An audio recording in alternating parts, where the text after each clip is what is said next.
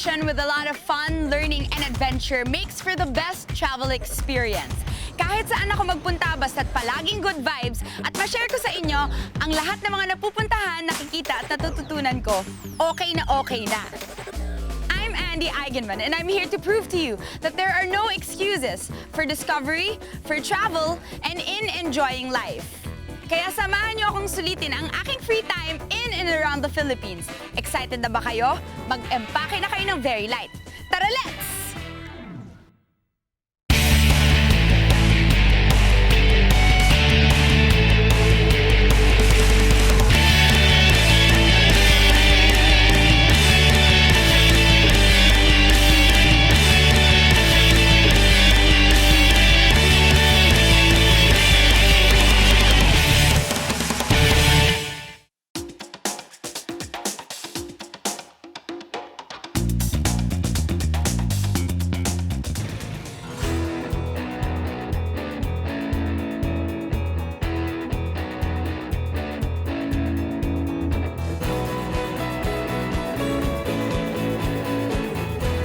Hello po, Manong! Ayan, excited akong magpunta dito sa Vigan para subukan sumakay ng kalesa at mag-tour around your beautiful city. Gusto ko pong malaman kung magkano yung rates.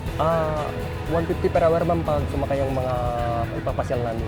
150 per hour. Usually ba yung isang oras na yun, naikot na natin lahat? Ay, depende sa katagal niyo sa isang lugar. Maaari mo ba kami iikot dito sa Vigan? Opo ma'am, opo. Okay. Kami ang bahala sa inyo.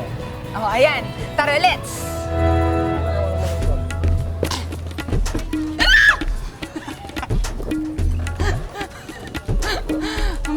Wala ko mahulog. Wala pa lang nangyayari. Tara, let's! First time ko dito sa Vigan na naaalala ko na dati pumunta kami dito ng mami ko nung bata pa ako. Nag-shoot siya ng pelikula niya. Pero syempre, wala na akong memory. Ngayon lang ako nakapunta dito na talagang malaki na ako tapos na-appreciate ko na yung culture. And syempre, being that half Spanish ako, nakakaaliw. Ito daw yung lugar na to, puro mga lumang bahay, noong mga panahon pa ng mga Kastila, nakatayo na sila. Kaya ganun yung itsura. Yung mga hotel-hotel dito, kuya, bigla na lang tinayo to eventually. Kasi ma'am, maraming mga turista pupunta dito sa amin, kaya maraming hotel ginagawa dito. Maraming mga turista. Oo. Malapit na tayo sa Kwan, Calle Crisologo. Ang Calle Crisologo, yung kung saan tayo pupunta, it's actually a UNESCO World Heritage Site.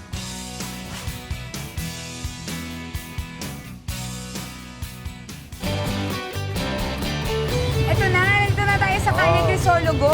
So siya nga talaga yung parang strip na talagang makaluma lahat, no? Oo, nakarating na tayo ma'am dito sa Calle Crisologo. Luma-luma talaga pati yung restaurant to. Talaga ma'am, meron pang mga lumang souvenir shop. So dito sa Calle Crisologo, maraming mga souvenir shop pa rin. Kuya, pwede tayong mag-park muna dito? Diyan na lang tayo ma'am, diyan. Sige. Ayan, bumaba ako dito kasi sabi ni Kuya, dito sa Calle Crisologo, maraming mga souvenir shops as you can see. So gusto kong tumingin-tingin. At saka at the same time, syempre, palalampasin ko ba ang picture taking? Sobrang ganda ng itsura ng Calle Crisologo. This is Calle Crisologo. Ang ganda, di ba? Talagang preserve nila yung pagiging makaluma niya. Buhay na to, panahon pa lang ng mga Kastila. At bilang Kastila ako, I am home. Picture muna!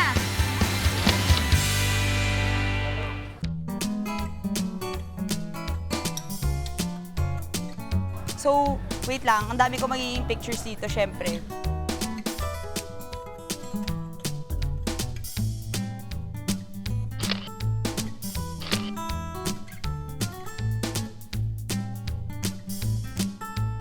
Yung mga souvenir nila dito, kakaiba talaga. As in, yung mga kinds of things na hindi mo naman talaga masyadong mahahanap sa Maynila. Ay, ito. Magkano po ito, kuya? 50 pesos. Ito naman. 10 pesos each. 10 pesos each. Sige, bibili ako ng bagong ganito kasi total I'm on vacation. Ito po. So, bibili ko po itong dalawa. Ang daming mga pwedeng pasalubong dito. Ang dali mamili. Tapos isang lakaran mo lang, marami ka nang makikita agad-agad. Salamat po! ako sa kahit ano na antique o kaya vintage. So, sobrang best place for me talaga to.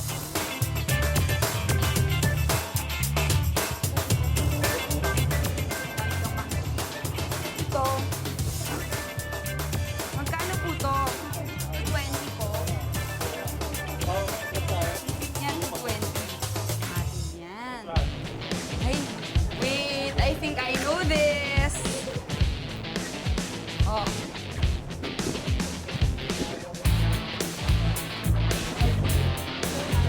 Ayun. Sayaw lang pala. May ganito kami sa bahay. Sa bahay ng nanay ko. Ang naalala ko lang na marami kaming mga kung ano-anong souvenir na bili. Isa na rin yun, dun yung sungka. Tsaka to, gantong-ganto mismo. Pag pumunta ka talaga dito sa Cali Crisologo, kailangan may dala-dala ka talagang budget kasi hindi siguro pwede na hindi ka talaga bibili.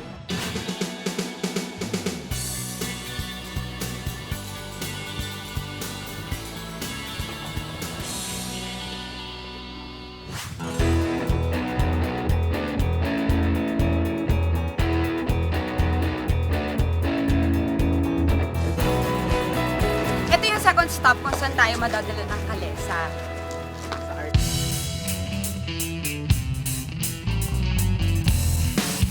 Ayun yung bell tower, oh!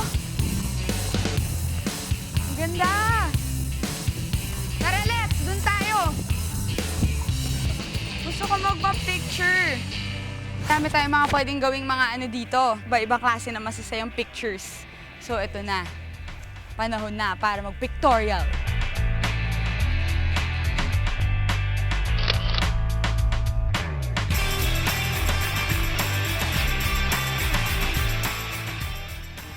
'91 pa lang. Buhay na siya.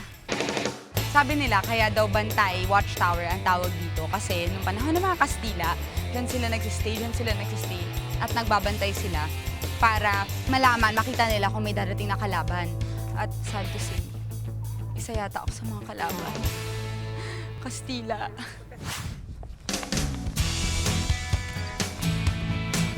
Tara, let's! Wow! It's like a little Spain up here, from up here. Ang ganda, oh!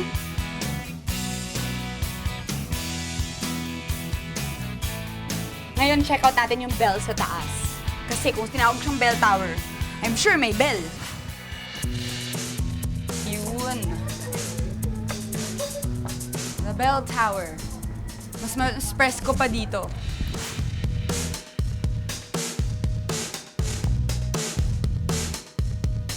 Oh, ayan. Ngayon naman, check natin kung saan naman tayo dadali ni Manong Mario next. Tara, let's!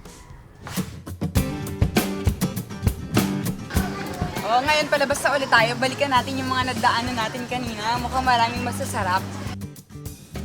Kung yung kanina sa Calle Crisologo, puro mga souvenir items sa mga gamit. Ngayon naman, puro pagkain, iba-ibang snacks. Peanut brittle, oh. Iba yung peanut brittle nila. Chicharon? Vegan chicharon? Vegan chicharon. Kano yung ganito? 220 ma. 220. Sugarcane wine. This one. Sukang Ilocos. My favorite. Para siyang maliit na biscuits. Ano po to? Ma'am. Special tubig namin dito sa Ilocos. Tinubo. Tinubo. Ah, tinubo. Ano po to? Malagkit na kakainin po siya na may bukod. Kinakain po siya. Pwede pong patingin. Pwede ko bang tikman? Meron. Hampas lang po sa panghampas mo. Ay, ang... Astig! Aray! Ano nga ulit to? Yakin lang. Tinubong ma'am. Tinubong. Look at that! It looks so tasty. Parang ano no, sticky rice. Paano? Kakamayin ko lang. Ah, mga Pilipino talaga. Mga abilidad. So sticky.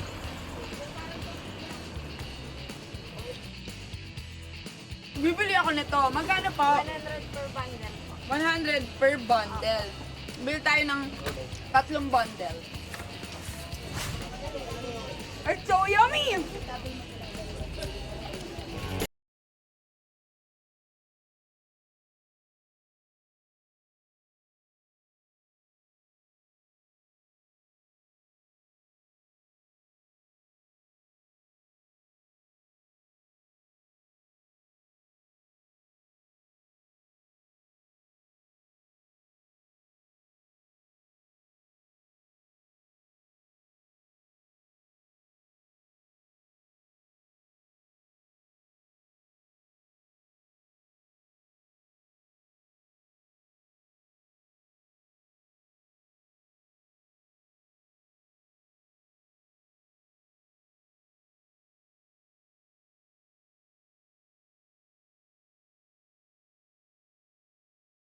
Mga mayayaman. Okay, tara let's, tara let's. So, akit tayo sa taas Bakit po. pala? So, ito yung grand staircase.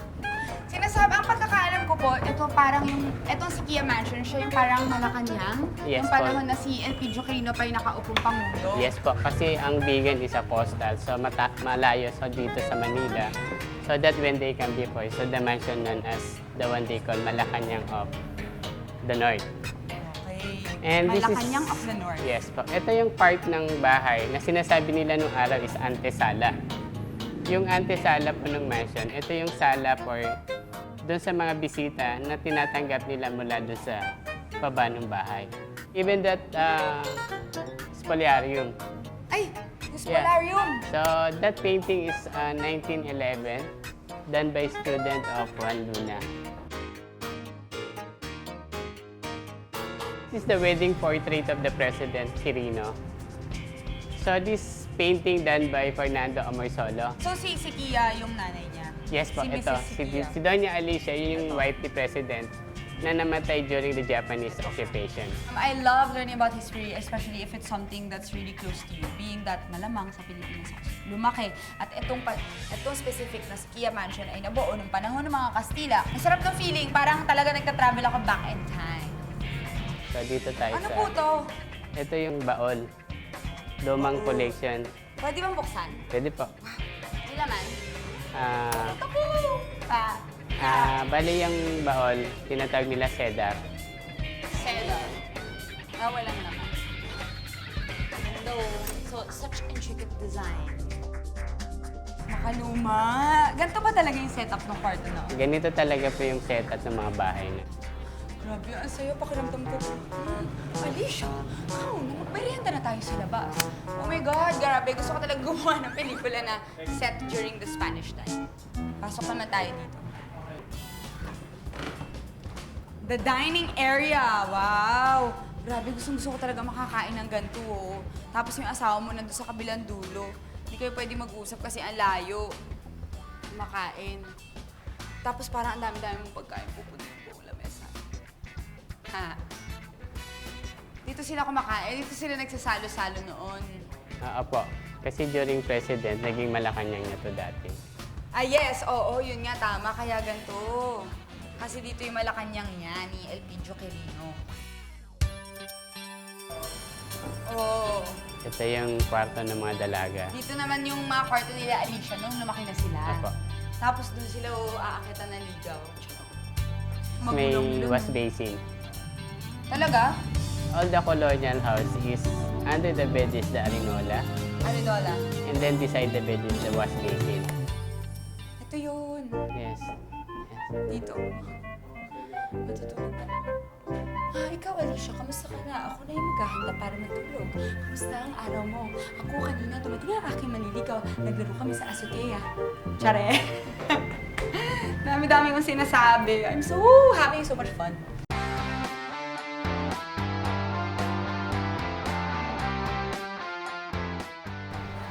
Ayan, Kuya Ferdy, maraming salamat po sa pag-ikot niyo sa akin dito sa Kia Mansion. Yeah. Ang dami kong bagong natutunan. So, welcome po. So, babalik po kayo dito sa Bigan. Oo, ay, babalik talaga ako dito kasi ang ganda-ganda. Ang sarap-sarap ng pakiramdam kapag ka napapalapit ka sa kung saan ka nagagaling, di ba? Parang you get to know more about your own culture and history, and it's always so enriching. Ngayon, nakaikot na tayo sa Sikia Mansion. Nagsisimula pa lang yan. Marami pa tayo mga ibang activities at ibang lugar na pupuntahan dito sa Ilocos Sur. Tara, let's!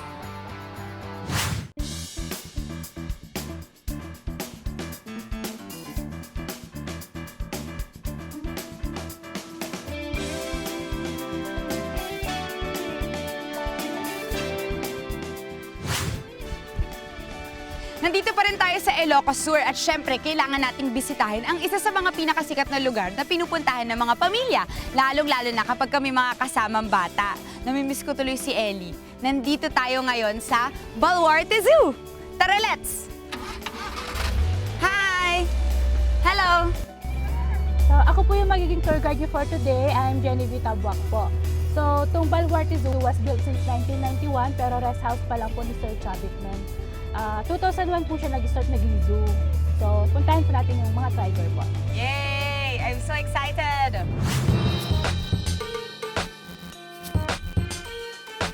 Ano yung mga unique na makikita ko dito? Ayun! May camel! May entrance fee ba para makapunta dito? Free po yung entrance fee po namin pero yung mga rides lang po, doon po kami bumabawi para for the maintenance of the zoo po. So, dito na yung tiger. Puntahan na natin yung tiger, ma'am. Okay, okay. Ayan, I'm going to see a tiger! Dito yan si Jack. I'm so excited. Oh my gosh. So, That's Tiger Jack and he's 1.5 years old. Ako yung mag-feed sa tigers. yes, ma'am.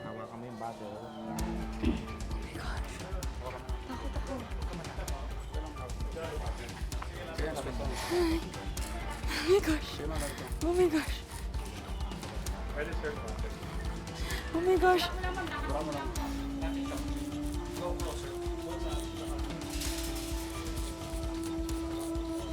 So cute. Ayoko na, natatakot ako.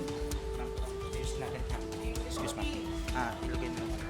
Ilagay mo yung left hand mo dito. Parang yayakapin. Hello there. Hello there. Sit down. No? Stay, ano mo lang, stay. Lapit lang po tayo, ganun mo, ma'am. Yes. Ito po yung pinamalaking albino python po namin. This is the biggest I've seen. Ito po yung native Palawan bear cat po natin. Oh my God, sobrang cute niya.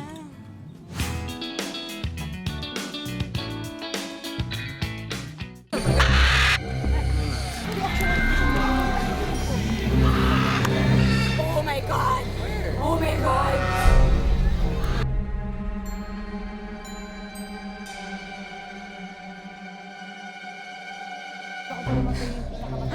Natatawa ako. Siyempre, malayo pa lang narinig ko na tumakbo na ako, di ba? Oh my God, ayun siya nakapatong. Ang mga kalaban. Miss Andy, anong nangyayari sa inyo, ma'am? Papakilala ko sana yung pinakamatalinong hayop po natin, yung parrot po. Okay lang po. Sabihin mo, okay lang po ako. Sayang naman po, ma'am. Takot po ako sa ibon. Ah? Dito lang ako. Ayaw niyo po Takot i-try, talaga ma'am. ako, ate.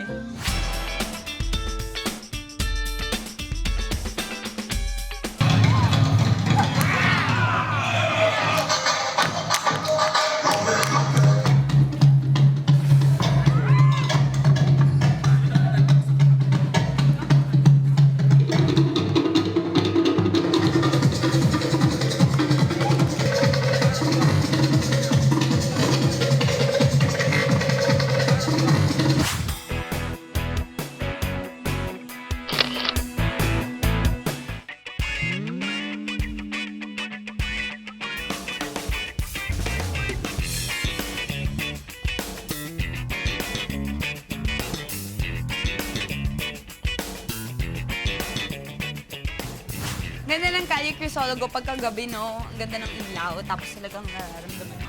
Kakaluma. Parang any moment na dadating yung mga Guardia Civil, tapos papauwiin ka niya kasi curfew mo na.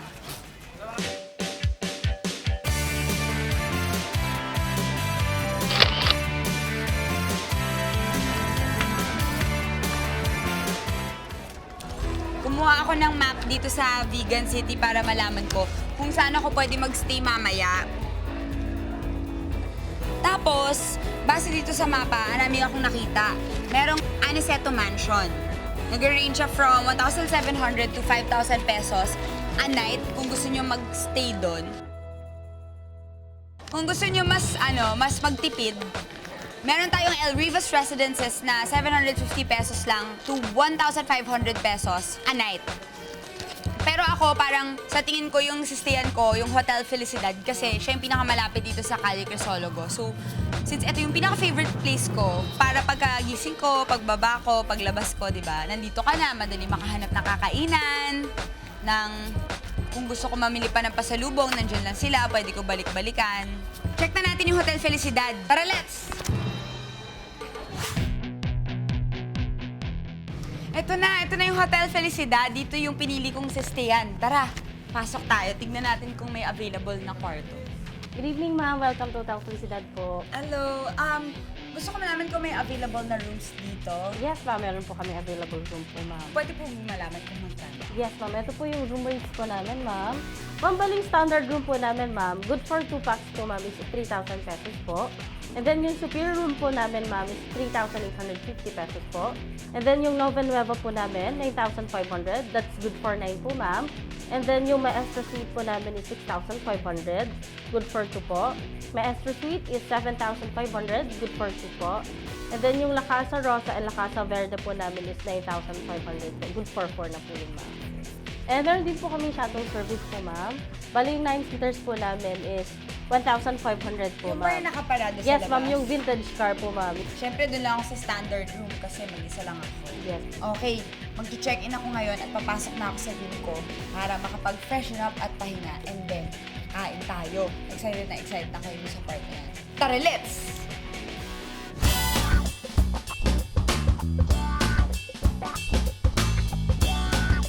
Bumalik tayo ngayon sa Calle Crisologo dahil alam ko na tuwing gabi daw, masarap kumain dito. Tara, let's!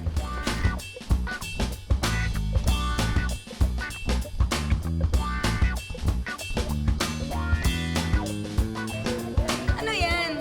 Okay ito, ma'am. Ano yung ukoy? Arena po siya na may hipon, ma'am. May hipon. Opo. Flour. Yes, ma'am. Flour na may hipon. Yes, ma'am. Ayan, ano yan? Ito naman po yung special empanada. Special empanada. Yes, ma'am. Ayan yung sikat dito, di ba? Yes, ma'am. Magkano po ang isa niyan? 30 lang po. 30 pesos. 30 pesos. Yes, ma'am. Ito po. Ayan po. Yung okay pa, ma'am. Opo, yung okay din. Opo na kayo, ma'am.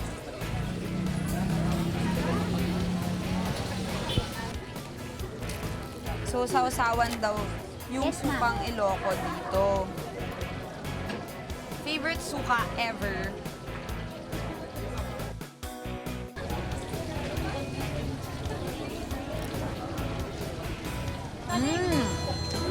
Kahit anong pagkain na nilalagyan itong sukang Ilocos, sarap. First time ko makakain ng special empanada. Ito naman, ukoy. Ang sarap. 30 pesos lang to. Kaya pala sikat na sikat to, no? Talagang yung pangalan pa nung lugar, Empanadaanan. So witty. And that's like the beginning. Dito sa Ilocos, isa pang sikat na pagkain ay ang tinatawag na sinanglaw. Hindi ko talaga alam kung ano yon, pero nandito ako para tikman siya. Dito ba meron pong sinanglaw? Meron po ma'am, dito po ma'am. Dito. Ito po yung sabaw niya. At ito yun po yung siya. laman. Beef. Yes ma'am. Beef. Baka po siya ma'am. Sige po, tikman natin yan. Magkano po ang isang order? 60 pesos po per serving namin dito sa plaza. 60 pesos. Okay, sige. Mukha siyang bulalo, no? Soup, tapos may beef, katulad ng bulalo. Pero walang nakitang gulay. I'm excited to try it and it smelled so good. Okay. Bali, ang ihahalo po sa sinanglaw ma'am is, ang eksaktong timpla po niyan is 2 kutsara po ng papait. Tapos konting-konti lang po sa suka. May ganito rin. Apo ma'am. Sige po, tikman ko muna ng wala.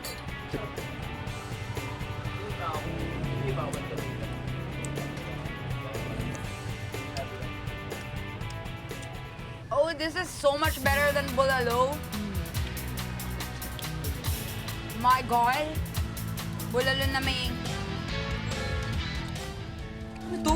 Halo po siya ng mga laman po ng baka, tsaka yung itim po is Betamax, yung baga po ng baka.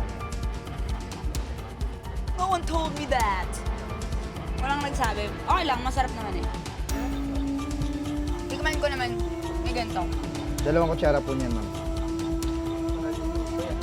Okay, isang kutsara muna. Masarap pa rin. Okay, ngayon, Yan po yung nasa loob ng 2 intestine. spoons. Ha? Malinis yan, ma'am.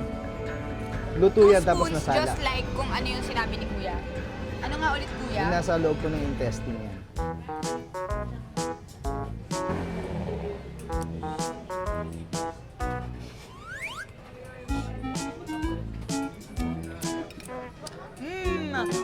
Sarap. Okay. In all honesty, masarap pa rin naman, pero para sa akin, mas gusto ko walang ganyan. Yeah? Yung normal, so love it. As in, ang sarap.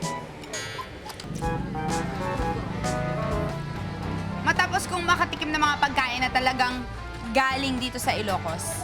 Ngayon, I can say that for foodies like me, it would be a real adventure sa palate nyo, sa panlasa nyo, pumunta dito at subukan lahat ng mga pagkain nila. Ako, kahit na it's foreign to my taste buds, sobrang na-enjoy ko talaga. Ang sarap nung empanada, ang sarap nung ukoy, at itong sinanglaw. Sarap, sarap, sarap, sarap.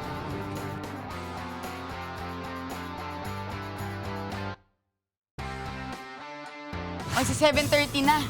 Sabi nila, kapag daw 7:30 dito gabi-gabi, mayroong magandang parang dancing fountain na show dito sa Vigan City na pinupunta ng mga turista at mga taga rito rin. Panoorin natin. Tara, let's!